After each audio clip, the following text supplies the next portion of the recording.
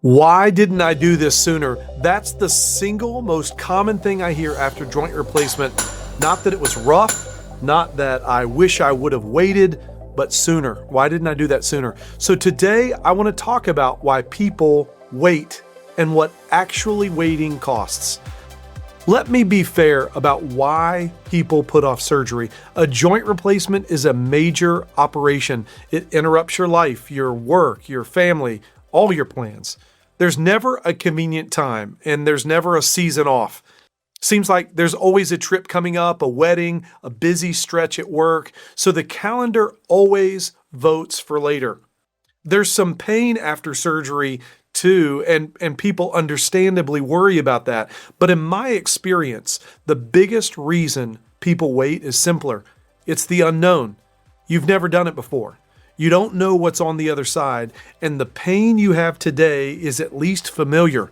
So people wait, sometimes for years. Then they have surgery, they recover, and almost every day in my clinic, somebody looks at me and says, "Why didn't I do that sooner?" Here's what's behind that sentence. The pain they learned to live with is now gone.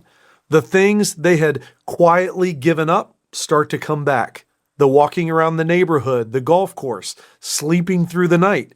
And only then do they see how small their life had gotten. And here's the honest reason that sentence exists at all. The operation actually works. Now, not perfectly. No surgery is perfect. And I made a whole video about who should wait and why some knees disappoint. But for the right patient, at the right time, joint replacement is one of the most reliable operations we can do. That's what makes the regret so common. People spend years afraid of something that ends up giving them their life back. Now, I always follow this with the same warning. Why I didn't do that sooner is not me telling you to rush into surgery. It's a big decision. It has to be individualized. Surgery should always be the last resort, after the non-surgical options have had their chance to work and provide relief. I have a whole video on knowing when it's time, but the short version is, you'll know. But here's one honest cost of waiting you should hear about. The weaker and stiffer you are before surgery, the harder the recovery is after. A knee that barely bends going into surgery can fight you on the way out. Muscles that spend 2 years shrinking take longer to come back. Some patients feel that during their recovery. The stronger you come into surgery, the better you'll do. So here's how I'd leave it. Don't rush in, and don't drift and wait too long either. Ask yourself one question. If the pain and the limitation were taken away today, how would your life change? If the answer is not much, keep doing what you're doing.